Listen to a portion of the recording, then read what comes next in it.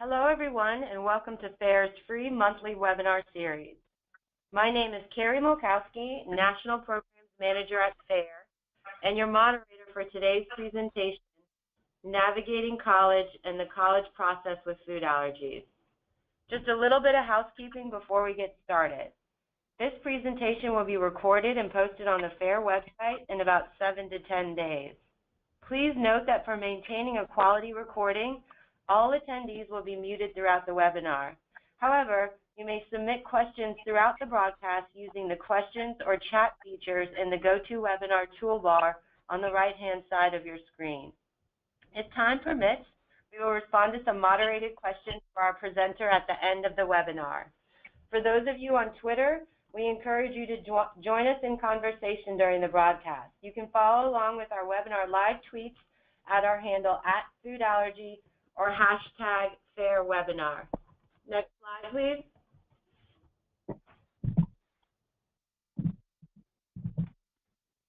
I'm working on it. Come on. There we go. Thanks, Lily. So our speaker today is Ms. Lily Roth. Lily is a senior at the University of Pittsburgh. She has multiple food allergies. Lily is currently studying emergency medicine and works as a paramedic when she isn't in class. When Lily applied to Pitt, there weren't many resources available for college-bound teens. So she created Food Allergy Survival Guide, College Edition, which covers everything from application to graduation. At this time, I'm delighted to turn the presentation over to Lily. Hi, everyone. Thanks for tuning in. I know I feel like I'm talking to a screen, but it's nice to know that there are actually people listening. So just bear with me with the whole technology thing. Hopefully it'll work out for us. So thanks to Carrie. Like she said, I'm a senior at Pitt, and this presentation is about navigating college with food allergies. So real quick, a little bit about me. I went to a small Quaker high school outside of Philly called Abington Friends School, where I was really coddled, really felt like I was in a safe place. And when it came time to apply to schools, I really wanted to go to a big school where I felt like I had a lot of opportunities and not everybody knew me. And so I applied to the University of Pittsburgh in September of my senior year, and I got accepted by the end of September. So now I go to Pitt. It was the only school I applied to. My mom is pretty happy because she's a Pitt grad. My dad, not so much because he's from Penn State, but they're both happy that neither of them have to pay for a private school tuition, so that is nice. I'm set to graduate in 2018, so hopefully that'll be the case. Like Carrie said, I'm a paramedic and emergency medicine major. It's something really unique to Pitt, something that I've always been really interested in. I have multiple anaphylactic food allergies, so those definitely kind of have changed my college experience, which is what we're going to talk about in a little bit. You might have seen me speak at a few FAIR events. I've spoken at the Teen Summit before. I've spoken at a couple of the Pittsburgh FAIR walks. I really love FAIR and all that they've done, so I'm really thankful that they've allowed me to present this today. So before we start, this webinar is actually dedicated to Nurse Sue from our local ER. So when I went to apply to Pitt, there was a lot of talk from my family about was it going to be a good idea for me to go somewhere 5.5 hours away from home, where I didn't really have any family in the area, I didn't know the area, and if something happened to me, I was far from home, my parents weren't going to be able to come, quote unquote, save me. So March of my senior year, after I had tried very hard to convince my parents that I was going to be safe to go to college and that I knew how to handle my food allergies, I landed myself in the emergency room after an allergic reaction at school. And as the nurse was getting ready to discharge me and pull my IV out, she looked at my mom and said, "Are you crazy? Your kid's going to kill herself in college. How would you let her go so far away? If it was my kid, she'd be doing online college." And she turned around to say that to my mom. I almost wanted to slap her in the face.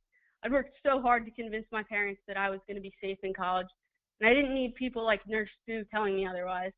So Nurse Sue, if you're out there somewhere, don't worry, I'm still alive. And thanks to you, you've kind of been a catalyst for me in helping other kids.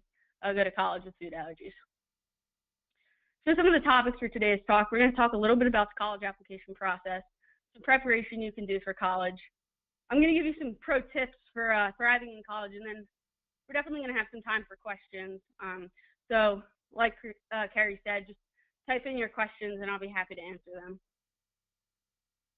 So first, the college application process. You have to get to college by applying to college.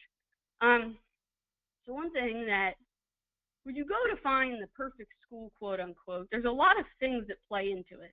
You talk about the programs, the location, maybe how expensive it is. Are you going to be able to get financial aid? And when you have food allergies, I think sometimes they can kind of override everything. We start to think that maybe our safety and our food allergies are something that are more important than anything else. And by thinking that, we really jeopardize finding the perfect school because we sacrifice a lot of things for that. So when you're thinking about the college process and finding a perfect school, remember that food allergies and your safety are absolutely important, but don't let them overshadow some of the other things that you think will make you happy at a school. So the first thing you have to do is, I always tell people, you have to figure out what you want from a college. These are things that, you know, if you could make a perfect list of a school, your school would include all of these. And these aren't food allergy related. These are things like, what do you want to study? Do you want to go to school in a city? Maybe you want to go to school far away from home or close to home. Do you want to be at a really small school or a really big school? And once you start to think about those things, it helps you narrow down your options. I really try to tell people not to sacrifice their wants for their food allergies, but there are certain things that you have to figure out what you're going to need. And these a lot of times do have to revolve around your food allergies. Maybe you're going to have to cook for yourself, so you need to be near a grocery store. Maybe you're going to need to have a certain kind of living situation that's not offered at all kinds of colleges. Maybe you need to be really close to a hospital in case something happens. Or maybe you need something like financial assistance, which is something that's not just limited to people with food allergies. Or you need to go to a school with a certain program, like a program for people with learning disabilities. And one thing that I always caution people is when you're looking at schools, a lot of schools have campus EMS, which is really cool.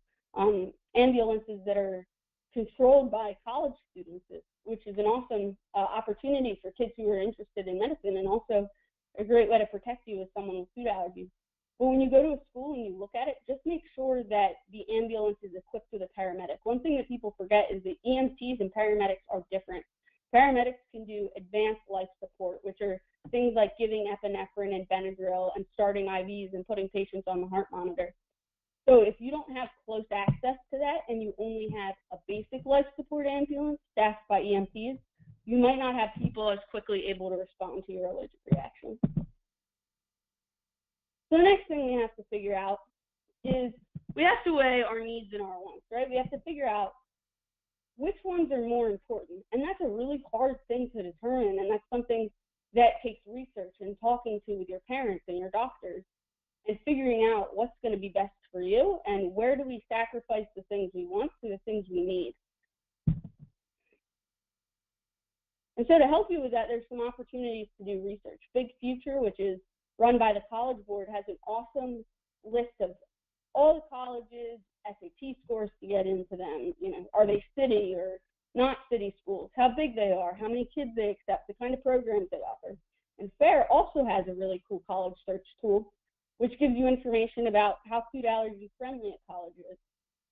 You have to remember, though, when you're applying to schools, that not every college is going to have everything you want and need. And that's really important. I remember when I was applying to schools, I'd already gotten into Pitt, and sort of right around winter break, my parents started having second thoughts as if it was going to be a good idea for me to go so far away. And I went into my college guidance office, counselor's office, and I said, I don't understand it. Why are my parents making this so difficult to me, for me? It's right there. I can go to Pitt. I'm going to have everything I want. Why are they making it so difficult? And I remember my college guidance counselor said to me, she said, Lily, you just have to remember that everyone has to make different kind of sacrifices between their wants and needs. Food allergies aren't unique. And I think when I heard that, it was, it made me feel a little bit better to remember that everyone has different struggles when they, find a college. Maybe they don't have great grades and it's going to be hard for them to pick the school they want to go to, or they need financial assistance, and that, throws another curve in the boat. So when you're doing this research and you're, maybe feeling like you're hitting a block in the road, just remember that you're not the only kid going to college who's feeling that way. Once you find some schools, you want to narrow your search to about the top 10 to 15 schools. You don't have to apply to all 10 or 15, but these are just, narrowing your search so you can do more research on them. But remember that you can always add schools or take them away as time progresses. So one of the most important things you can do is visit schools. Visit the schools you're interested in to get more information. One thing that's really cool about visiting schools is sometimes you get access to exclusive application deals. I got to apply to Pitt in September because I had visited Pitt. I'd given them my GPA and SAT scores, and they waived the application fee and the essay. All I had to do was give them my demographics. It's also really good for some of the smaller schools. Small liberal arts schools often look at if you've come and visited their schools.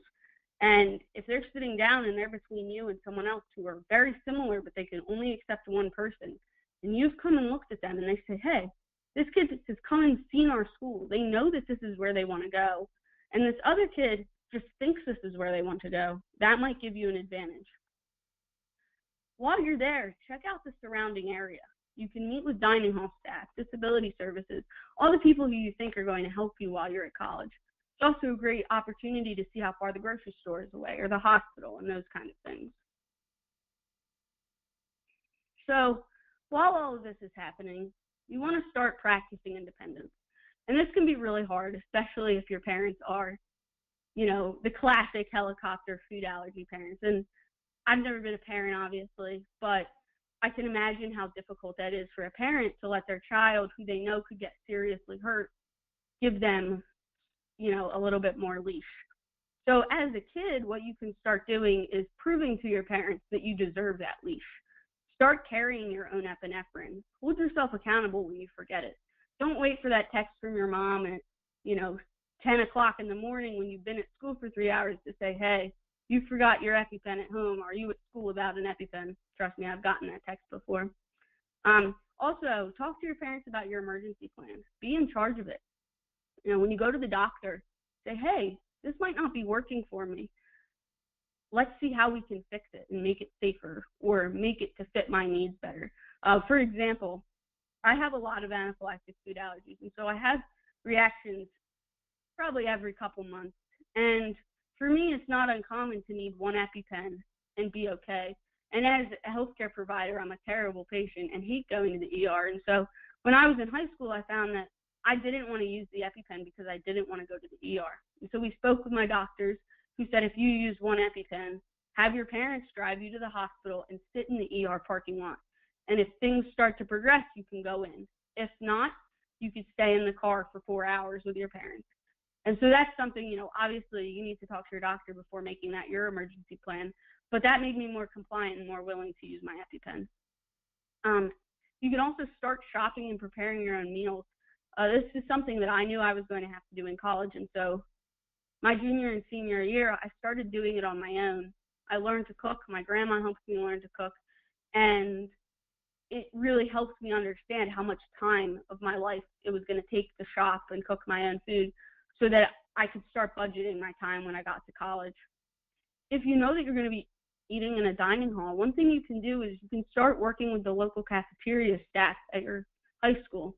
So one thing that I know a lot of food allergy kids avoid is eating in the cafeteria because it's more work and it's easy to just prepare food at home. But if you're not going to have that luxury once you get to college, it's a really good idea to your senior year, try to order from the cafeteria. Do it in a place where you feel comfortable and safe. And if something happens, there are people that know you. Because when you're in college and in a dining hall, if something happens, you're surrounded by a lot of people who have no idea you exist. So the next thing is you obviously have to apply to colleges. And one thing that this brings up is, do you disclose your food allergies or not? And I can't speak on a global, I can't speak from a global perspective as to what the right answer is. This is more of an opinion-based question. I spoke with my aunt who used to be a college admissions officer, and she told me not to disclose my food allergies. And she said the reason is that food allergies are protected under the ADA. Just like if someone's in a wheelchair, you can't say, no, you can't come to my college because of your food allergies. But because so many people apply to colleges and don't get in, they could say, we don't want to accept this person because of their food allergies, but maybe it's also because their grades aren't good enough. Because if they know that they're going to have to accommodate you, that's more work for them. So I personally chose not to disclose my food allergies. If I would have written an essay, it wasn't going to be about my food allergies. When I wrote on my resume different speaker events that I had done in high school that were related to FAIR, I wrote speaker at national events. I didn't specifically say food allergy events. But this is something that you can say, you can determine you want to disclose. I've heard people tell stories to me about disclosing their food allergies and not getting into schools that they thought they should have. But, it's all based on personal opinion. You also might want to determine if you want to apply to a school early. And the benefit of this is that this would give you more time to plan.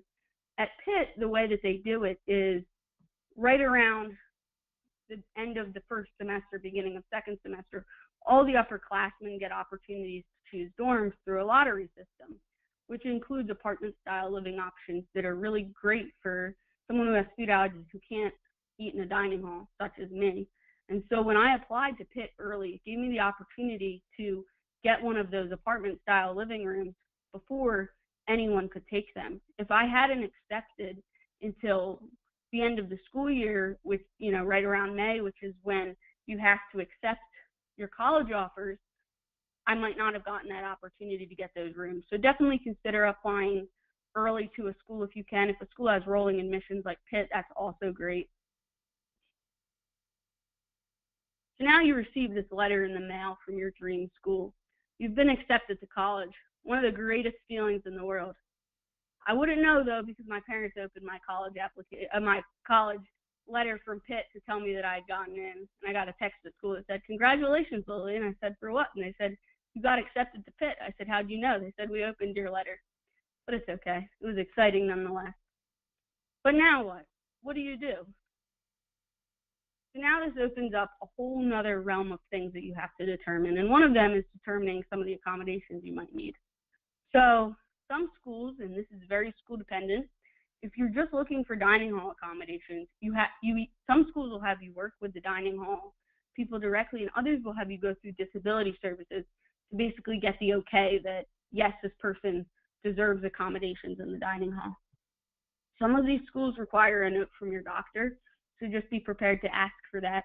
Make sure that when your doctor writes a note, it includes your allergies, why you need certain accommodations, and what will happen if you don't get them.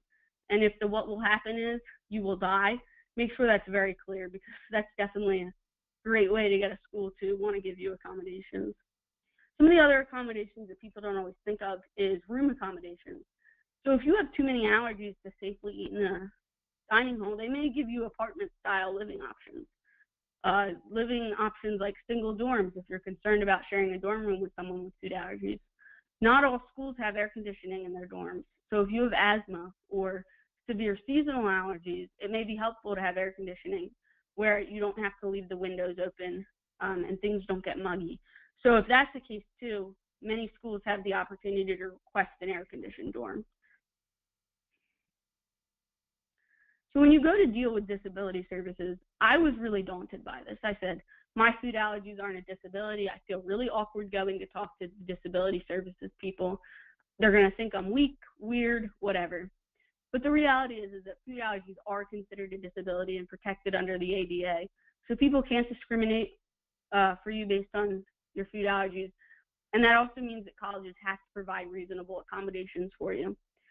So they may need to get involved if you're looking for room accommodations or, like I said, dining hall accommodations. We talked about that letter from your doctor. Make sure that you get it and make sure that it specifically says some of the consequences that will happen if you don't get the accommodations you need. And like I said, you want to contact these people as soon as possible, especially if you're looking for room accommodations, because they can fill up pretty quickly.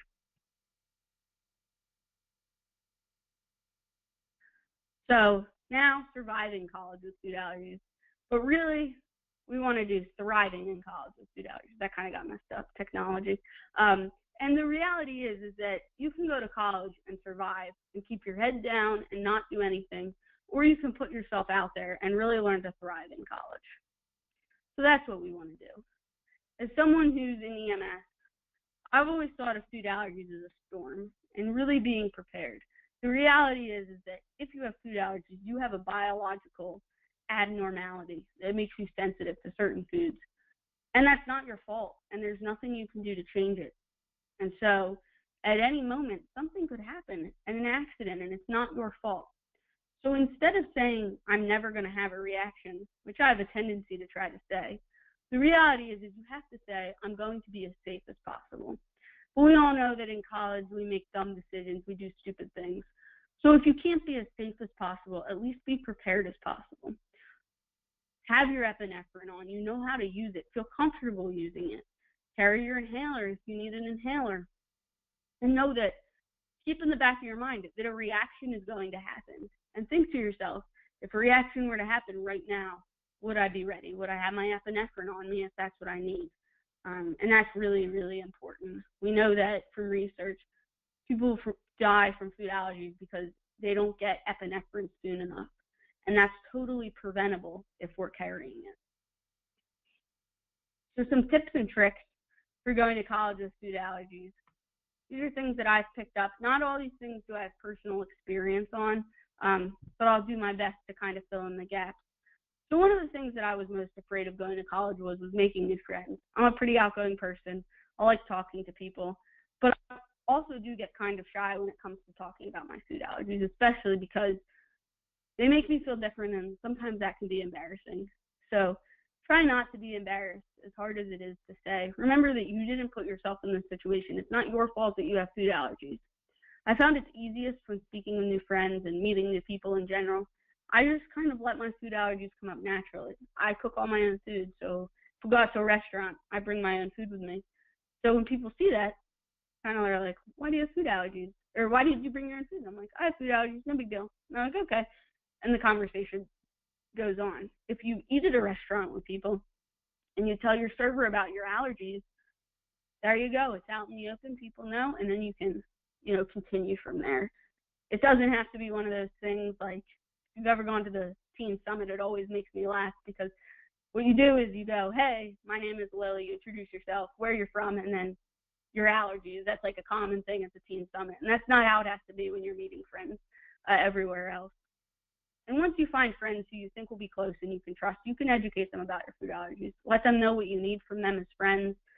And it's really, people I've learned, I was really scared about this, and I've learned that people really don't care about your food allergies. They're really willing to help you out. And honestly, if they're not worth being your friends.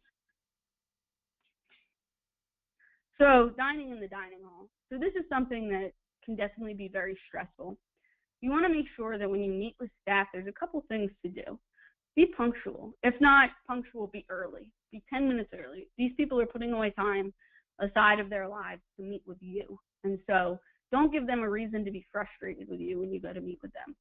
Ask for reasonable accommodations. Don't ask them to go and buy, certain substitute ingredients which are hard to find or very expensive, which aren't in their budget. Because they're going to be, like I said, less happy to accommodate you. So if you have a dairy allergy and you're asking them to go buy fake cheese, tell them where you want them to buy that fake cheese. And if they can't find it, tell them that's okay. Make sure that also you use clear language. We hope that these people have gone through certain training and understand food allergies, but the reality is not everyone does. And so if you're allergic to tree nuts, don't just tell them tree nuts. List out every possible ingredient that it could be. That said, be honest about your needs. Don't, be afraid to say, this is what I need, and this is what I need you to do for me. I know that I have a tendency to, in general, not always tell people the extent of what I need because I'm afraid they're not going to want to accommodate me. But the reality is that these people are going to be accommodating you for a couple years at least. So let them know what you need so that you can be safe. That said, if you go up to the counter and you get your food after speaking with these people, they've promised to accommodate you and all of those things, and you get your meal and you say, something doesn't look right about this. There's no way that this is free from my allergies. Don't eat it, right? Don't put it in your mouth. Say, could you hand me, could you explain to me how this was prepared? You don't have to be accusatory, but let them catch it themselves before you catch it by having an allergic reaction. Well, like we talked about, allergic reactions are going to happen, so be prepared. Carry your EpiPen with you anytime you eat in the dining hall. And always say thank you. Be gracious. Make them want to accommodate you because they like you. And if you're not eating in the dining hall because of your food allergies, there are ways to get in without eating. So when I lived in Pitt my freshman and sophomore years, I lived in an upperclassman dorm in a single apartment style living, and I would cook all my own food, but sometimes my friends would want to go to the dining hall to hang out. And so I spoke with the people at the dining hall. I said, these are my food allergies. I was told you couldn't accommodate me. I have brought my own food. Can I come and sit with my friends without using a meal swipe? And they were always more than happy to accommodate. Make sure that if you do this, don't even get a drink of water. And the reason I say that is you don't ever want them to question that you lied to them, even if you haven't, just so that you don't ever jeopardize your ability to do that in the future. Living with a roommate. So I was never allowed to live with a roommate in college. When I went to disability services to let them know I was going to need apartment style living, they said, we can't give you a roommate. It's too dangerous that you'd be sharing a kitchen, and we can't make a roommate an accommodation. And by that basically means that you can't live with someone who could potentially be asked to take care of you in a time of need. So if you do live with a roommate, though, explain to them your food allergies. Tell them exactly what you need from them before you even move in. In this way, you give them an out. Say, hey, I understand that this is difficult, maybe different than what you were expecting. If you don't think you'll be able to do that, that's fine. My feelings won't be hurt. But I don't want you to be put in a position where you feel like you can't be yourself in your own room.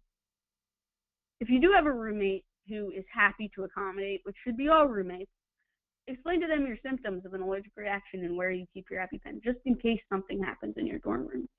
And if you see them doing something dangerous, address it quickly so it doesn't become a habit. One thing that a lot of people do is, if they have a peanut allergy, for example, they may try to find a roommate with a peanut allergy. And I always really caution people against this, because as we all know, everyone experiences a food allergy very differently. So you may have someone with a peanut allergy who's never had an allergic reaction before, but they were told at age 2 they have a peanut allergy, so they've always just avoided peanuts. And then you may have the other roommate who's had a peanut allergy since age 2, and they've had 10 anaphylactic reactions, and they're sensitive to peanuts when they're roasted or cooked, and they get hives. So very different experiences of a peanut allergy. So if you put these two roommates together, the one who is less severe of a peanut allergy may be less cautious, and that puts the other roommate with a false sense of security, thinking that their room is going to be peanut-free. But maybe the first roommate isn't quite as careful to eat things that are manufactured on lines with peanuts, and that puts the other roommate in danger. So just be careful picking people, based on their food allergies. The next thing is rushing in Greek life. And every school has a different number of, percent of Greek life. In some schools, it's, in order to have a social life, you really have to rush or do Greek life. In other schools, it's kind of in the background. So I encourage people, I've never been a part of Greek life at Pitt, but I have a lot of friends who are and really love it. I just caution you, know the organization's culture. If it's an organization that truly cares about each other, which you'd hope that they all do, it shouldn't be a huge deal. I know that at Pitt, the only people who can live in a house, like a frat house together, are the men. Women aren't allowed to live in the same house together because it would be considered a brothel. So at Pitt, they have a dorm that's specifically made for the girls, and each floor is a different sorority. So if you know the culture of the organization, if you'd be expected to live in a frat house, for example, make sure that that would be safe for you, and let your future brothers or sisters know about your allergies before it puts you in a dangerous situation. And that said, if you're ever put in a dangerous situation like hazing, stop. Tell them that you can't do it. We know that there have been instances with hazing and food allergies, and it's unfortunate and it's really sad it happens. But the reality is that no life is worth rushing for Greek life. And so it's better safe than being a pledge or becoming a brother or sister. And that's a really hard thing to kind of wrap your head around at the time when you're really into becoming part of an organization, but just kind of keep in the back of your mind that your safety is the most important thing. Parties. We all know this is part of college, and there's no point in pretending like it's not. One thing that I found just by going to parties is that it's easiest for me to bring my own drink because I know exactly what's in it. I know that I'm not going to get it confused with someone else's drink. And it's also great because it's an automatic cutoff. If you bring your own drink, you know that how much is in it, and you're not going to accidentally drink too much to the point where you've completely lost inhibitions and are doing dumb things. One thing that's pretty common in college parties is to have communal drinking, smoking vessels, kegs, hookahs, those kind of things. I just caution you against them, especially if people are eating other things. Do know that alcohol contains food ingredients, so make sure you know what you're drinking and that it's going to be allergy-free for you. And again, be really careful not to get to the point where you can't protect yourself if something were to happen, or where you just go eat random things because you forget that you have food allergies. And always keep your epinephrine on you. Just be aware that epinephrine is less effective once you have significant amount of alcohol in your system. So at the moment you start feeling a sign of allergic reaction, take that medicine as soon as possible and call 911. So dating with food allergies. You may have experience with this in high school. And when you meet someone, definitely explain to them your precautions. Tell them what you're going to need from them as a partner. Personally, I would never expect my boyfriend to give up any of my food allergies. I don't think that it's really fair to him, but it also would give me a false sense of security. We have this pretty cool thing as food allergy individuals that if we eat something we're allergic to, our body lets us know. But when people don't have food allergies, they don't have that kind of mechanism. So your boyfriend or girlfriend might accidentally eat something you're allergic to, have no idea that they did, let you know that they didn't eat something you were allergic to, and then you kiss them, and now you've had an allergic reaction. And they feel really horrible, and you feel really horrible, and it's just a bad situation. Make sure that you still can go on dates. You can go on non-food dates. There are lots of fun things to do around a college campus that don't revolve around food. So make sure that you're being safe if you do go on food dates and explaining to restaurants and those kind of things about your allergies. Studying abroad is another really big thing in schools. When I visited NYU, I remember they said almost everyone who goes to their school studies abroad. Personally, studying abroad wasn't going to be very feasible for me, which is part of the reason that I didn't look more closely at NYU. But you can really start to consider studying abroad when you feel really safe and secure and as if you know how to manage your food allergies. So one thing that you can do is when you're looking at places to study abroad, you might consider going to a country that's familiar with food allergies. So places like Israel or Europe or Canada, places that deal with food allergies with the people that live there on an everyday basis. You might also want to go somewhere where you speak the language. So going to an immersion program where you have no idea how to, ask where the hospital is or say your allergies might not always be the greatest idea. That said, before you go anywhere, make sure you know how to say your allergens in the native language. Ask for the hospital, basic phrases that could potentially save your life. You also want to know the food culture of wherever you're going. So places that are very, very centered on food may not be always the greatest place to go, especially if you're concerned about feeling left out or awkward. You might consider going with a friend, someone who knows your food allergies, so that you're going with someone who you already feel safe and comfortable with. And lastly, there's different ways of housing when you study abroad. Some places you go to other college campuses and live in dorms. Other places you go right to someone's home and stay with them, and that can be really difficult if you're doing a home stay because you may not have the ability to control your surroundings as much, especially if you're living in someone else's home. Probably the most important thing about college is dealing with anaphylaxis. Acknowledge that it's going to happen so that you can be prepared for it. Make sure you use your auto-injector as soon as possible and call 911 if you have an allergic reaction. If you live alone because of your food allergies and for safety reasons, don't be alone for at least 24 hours. You want to be careful of any kind of rebound reactions. So it's good to have people stay with you or sleep over so that they can kind of watch you and be there if something happens. One of the things that we don't think about when we live at home with our parents is determining the appropriate time to tell our parents that we've had an allergic reaction, especially if you're living far away. I've kind of determined that for me, my parents are 5.5 hours away. They're not going to be able to really do very much if I'm having an allergic reaction. I find it's best to tell them after it happened, after I've been discharged from the hospital, so that they're not 5.5 hours away worrying while I'm in the hospital about me. I'd rather say, hey guys, I had an allergic reaction, but I'm completely fine. Gives them a little bit more peace of mind, and it also tells them that you can handle your own health and reactions. After you've had a reaction, figure out if there's anything you can do to prevent it next time so it doesn't happen again. One thing that you'll find when you go to college is that there's a lot of learning curves, which can be really frustrating. You feel like you've kind of got high school down, and now you're going and you're moving on and you're growing up, and there's all these new things that you have to deal with. And so allergic reactions are going to happen as new experiences come up, and you figure out the safest way to manage your allergies around those new experiences. So if you can use it as a learning experience, that's probably the best way to have an allergic reaction. So some of the most important things before we open up to questions is I want you to remember that college goes by fast. Enjoy yourself, challenge yourself. It's definitely worth it.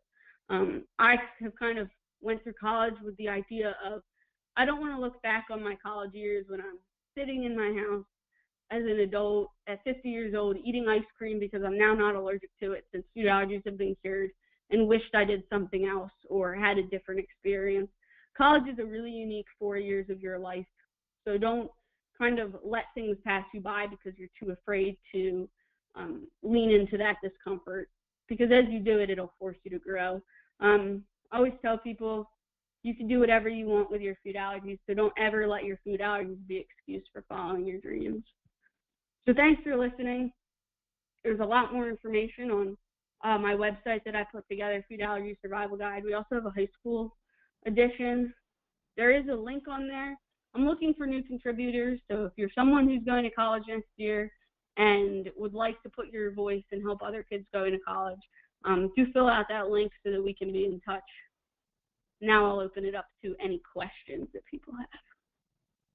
Awesome. Thank you, Lily. That was such a great presentation. I mean, covering everything from the application process, all the prep work that's needed to go away to college. And I think Nurse Sue would be really proud that you have thrived, not just survived, at the University of Pitt. So, again, thank you. And we actually did get some questions. You kind of covered a lot of stuff that were asked as you went through the presentation, which is really cool. But we'll go through this list. So one question says that they were looking for perhaps specific questions that may be helpful to ask when visiting colleges and universities, like during an information session or a tour. Do you have any specific questions that you could recommend a parent or a prospective student asking the university?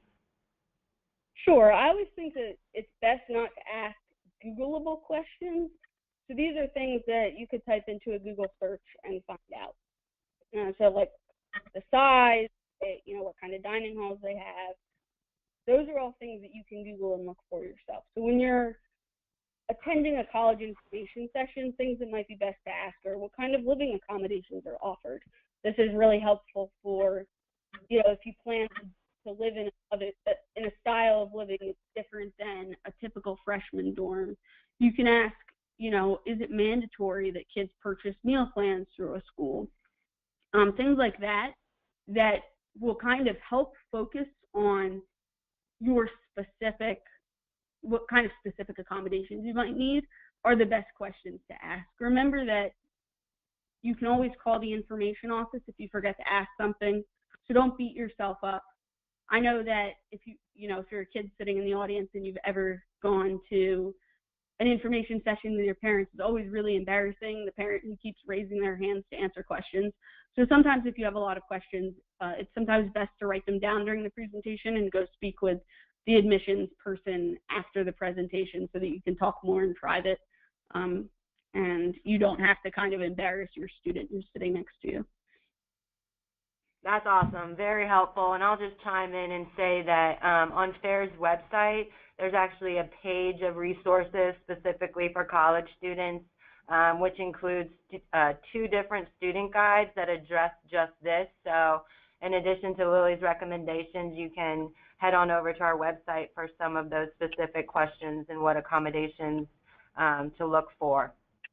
Okay, so Lily, I'm hoping maybe you could share, you talked a lot about in one of your slides about the different accommodations or determining the ones that you would need, like in the dining hall versus the disability services. But can you answer what accommodations that you had when you were living off campus? Sure. So I lived off campus my junior year, and I'm planning to live off campus my senior year. There's not really any accommodations that I was granted. I was able to live in a single apartment that I was able to buy through off-campus living, through a separate apartment complex, and there was no other accommodations I needed because I was able to live in my own apartment, which I picked out. That said, some schools, when you live off campus, you still have to purchase meal plans, and if that's the case, you can certainly go to the disability services and say, I won't be able to use this, please allow me to get the accommodations to not need a meal plan. But once you're living off campus, there's less accommodations you're going to need because it's a little bit easier for you to control your lifestyle. When you're living on campus, you're a little bit more kind of the puppet from the administration and the disability services, and you really have to ask them for things to get granted, or else you're going to be just put into a dorm with other freshmen that's expecting you to eat through the dining hall. And if that's not what you're able to do, then you have to get more kind of, you have to talk with the disability services a little bit more, if that makes sense. Yeah, that's super helpful. Thank you so much. So when you're at school, do you always make sure that someone with you knows how to use your EpiPen or your auto injector? So, honestly, not really. I feel pretty comfortable using my own auto injector. I definitely have a lot of really close friends who have given it to me and know how to use it, but it's not something that I consciously think about. I think that when you're going away to college, one thing to do is you have to make sure that you're comfortable administering your EpiPen by yourself. You know how to use it, you know how to operate it, and you're going to be able to do it in a stressful situation. The EpiPen trainers that they give you at the doctor's office to use don't really simulate what it's like to give yourself the EpiPen because you're not jabbing yourself with a needle. So one thing that my allergist actually does back at home was he would allow kids to come in who were going away to college who were going to have to be able to administer their EpiPen by themselves. And if they had never done it before, he would actually let them self-inject their EpiPen in the doctor's office. Epinephrine is a very benign drug. The really only thing that it's going to do is speed up your heart rate if you're not having an allergic reaction. I don't recommend doing this at home ever by yourself, but if you're worried that you don't know how to use your EpiPen, that you might choke when you're having a reaction, speak with your doctor about it, see if they're willing to let you practice it in an office setting so that you are comfortable. Don't ever rely on other people to know what to do, and as bad as that sounds, it's the truth. In college, you never know who you're going to be around. It's definitely helpful when you know that you have people around you who know how to administer it and how to help you out. But if you are limiting yourself to being with those people, then you're definitely going to be limiting your opportunities to, grow and be independent. Thanks, Lily. Kind of on the same lines of auto injectors, do you have any tips for where to carry yours so that you ensure that you don't forget it? Sure. So I'm actually beta testing a product that I'm not allowed to say what it's called or the name just by the agreement, but it's actually a product that will keep people from forgetting their EpiPen. I try to keep it in my backpack in a case. I actually have a keychain holder for my EpiPen that I clip to the outside of my backpack, and I think that's really cool because it allows people to see where your EpiPen is at all times without having to go through your backpack. So it's been really helpful for me as a college student, sitting in a lecture hall. People pretty much always had access to one EpiPen at least. And the name of that case, not for too much product promotion, it's called the NES, N-E-S case, all one word, and it's a keychain that your EpiPen goes in, and it seals at the top like a prescription bottle would, and it kind of hangs off the side of your backpack like a keychain. I think that's probably one of the best ways to carry it. And then, if I'm going out with a group of friends at night to a party or something, and if I'm carrying my EpiPens in a purse, I always just say, hey guys, here's where my EpiPens are in case I need them. I try not to let them go off my person, although I would be lying if I said that I haven't set my bag down at a party with my EpiPens in it and walked away, which is very dumb. Don't do that, but it's definitely bound to happen. So if your friends at least know where to look for them if something happens, it's always a good thing to have extra eyes kind of watching out for you. Awesome. That's a great tip. I love the keychain holder idea. Another question. You talked a lot about, having a roommate or not having a roommate. In your opinion, do you think it would be more helpful to have a roommate, like in case of a reaction, or to have a single with no roommates to avoid your allergens? That's a really good question, whoever asked it. I personally, I was really sad I wasn't going to have a roommate when I went to college. I kind of thought that was like part of the pinnacle of the college experience, was having a roommate who was going to become your best friend, and you were going to like sit on the beach with them when you were 85 and drink margaritas and reminisce the college days. So I was really sad that I wasn't going to have a roommate. But in reality, it's really not that big a deal. I think it's all a comfort level. It's definitely one of those like give and take situations. It's great to have someone who's around you who can help you if something happens. But if you have a single, you also have to remember that if you're totally controlling what's coming in and out of your room because you're the only one in it, it definitely reduces any kind of allergic reaction that would ever happen in your own room. So from that perspective, I definitely think if you can get a single accommodation, it's probably the safer option. The worst is, you're late up at night studying for an exam and something happens, you have allergic reaction because of something your roommate's done. Now you're in the hospital and sick and you can't, study and do your work, which is why you go to college. And so if you're willing to make the sacrifice of that 85-year-old friend to sit on the beach and drink margaritas with, I definitely think it's worth having a single. And don't worry, you will make plenty of friends in other ways. Awesome. I completely agree with you, and that's a great perspective to have. Okay, so this is maybe a little personal of a question, but did you have any reactions while you have been at school? And if so, what did you learn from them? So I've had a lot of reactions while I've been at school. When I was a paramedic student, I did clinical in the ER, so I saw a lot of the nurses who had treated me before, and I learned a lot for every different reaction. What I learned mostly is that in college you are not immune to stupidity. The very first reaction I had at college, I was probably a month into freshman year, and my friends had said, hey, let's go to this floor party that they're having in one of our dorms. And me living in a, upperclassman dorm, I said, okay, I'll come into your dorm. And everyone was very drunk there. I was sober.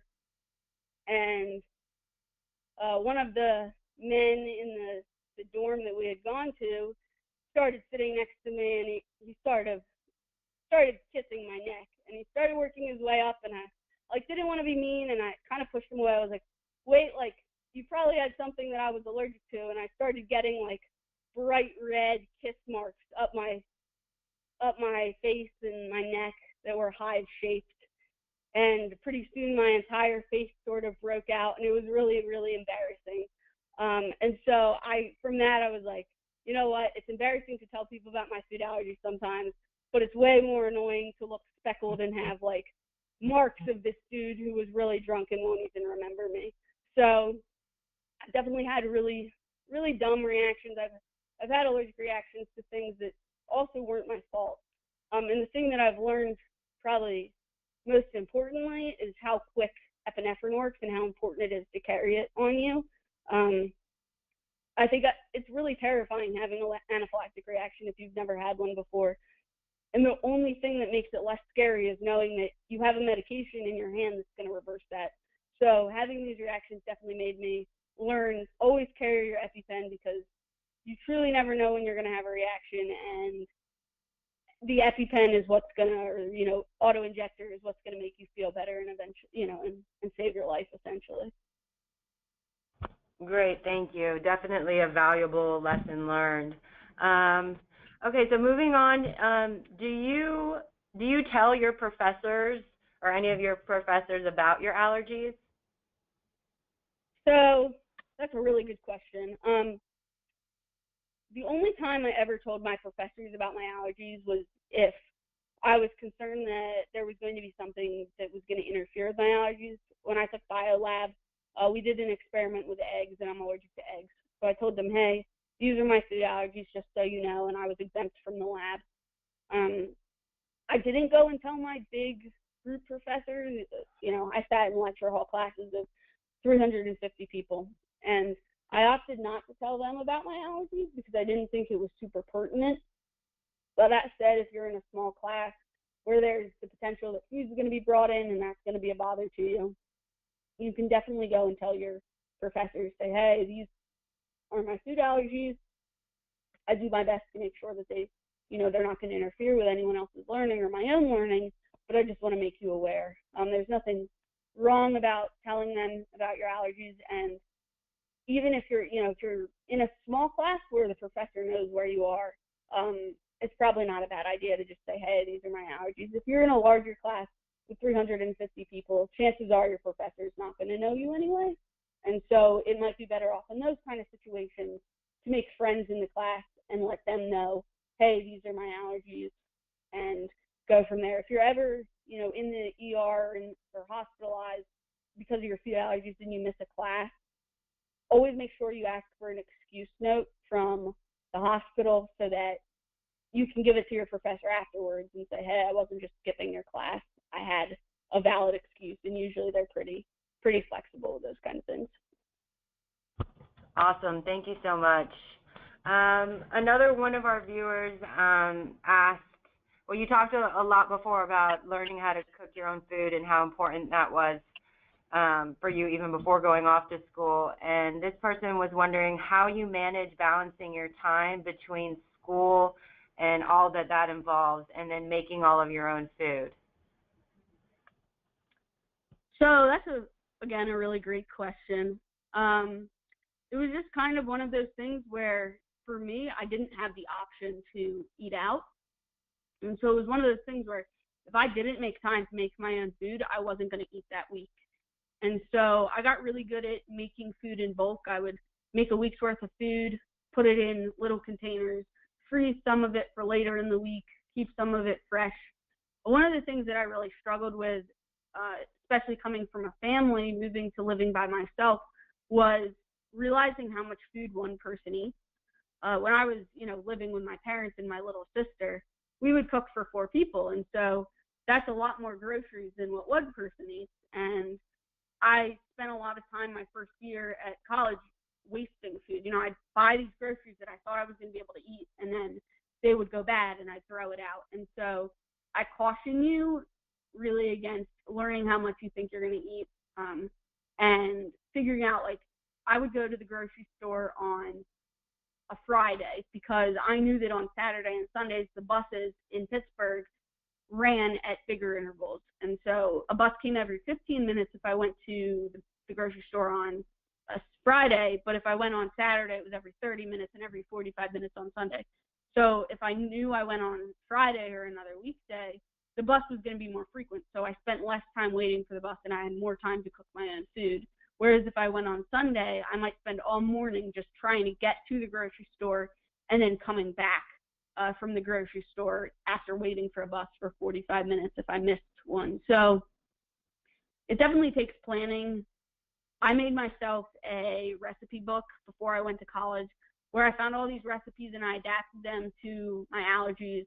And my grandma and I would spend every weekend making 1 or 2 recipes. And it really gave me a good gauge of like how long it took to prepare things, but also it made me comfortable cooking things so that I wasn't spending a lot of time reading a recipe or trying to, making a mistake and then trying to correct it. So that kind of preparation and thinking ahead really allows you to spend as little time as possible cooking and as little time as possible getting to the grocery store.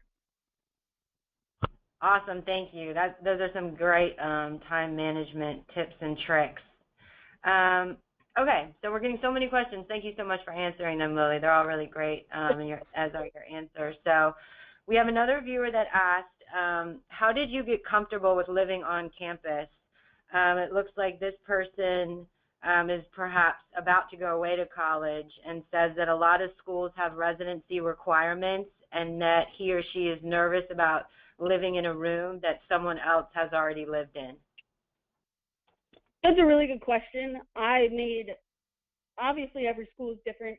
I have the tendency to make friends with like the random people in a dorm. So I always made friends with like the security officers and the people who were in charge of, cleaning the common areas just by saying hello to them. And one thing I learned just by befriending them is that every summer they do a deep clean of every room. You can imagine that college kids are pretty disgusting and messy and they make a mess. And usually schools will hire companies to come in, clean the carpets, clean the common areas, clean the walls if they're dirty. If you're really concerned, you're living in somewhere where you're going to be storing utensils and those kind of things, you can wipe them out yourself. I know that my parents helped me wipe down everything when I got into my room so that I didn't have to touch it. But generally, they're really good about those kind of things. And my best advice is if you get into a room and you say, this doesn't feel safe to me, call. At Pitt, we have something called Panther Central, which is kind of the people who are in charge of our living spaces, but call whoever that equivalent is for your school and say, hey, this room feels really dirty to me. I don't want to be a pain, but I have food allergies and that could be dangerous. And they'll usually come and clean it for you. The mattresses, a lot of the times they use are specific dorm mattresses that are made to be encased with a certain kind of material that prevents the sharing of germs and bed bugs, unfortunately, between different people who've lived in the rooms. So, that's kind of the best answer I can give you. But at any time you feel uncomfortable, always act on that. Always, find someone who can make you feel more comfortable in the situation. Great advice. Thank you. So I think we have time for one more question, so we will end with this. Do you have any recommendations for managing allergies outside of the top 8 on a campus? Yeah, so that's a good question. A lot of things I'm allergic to aren't top 8 allergens, and that can be really, really hard, especially eating in a dining hall. If your school uses Sodexo, which is just a dining hall company brand that provides food, they have something called simple servings, which is top 8 free minus, I think, fish. And so it's obviously difficult to explain to people, hey, I'm allergic to, one of the things I'm allergic to is tomatoes.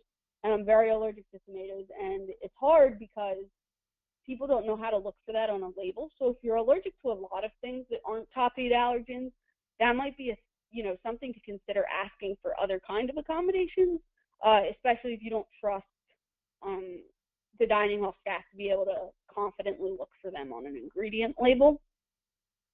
If you're just allergic to 1 or 2 top 8 things, the best advice I have is list out every kind of ingredient that includes that top 8 allergen and hand it to the dining hall staff when you go to meet with them and say, I know that it's really easy for you if someone's just allergic to peanuts because you look at the bottom of the label, it says peanuts, and you know that it contains peanuts.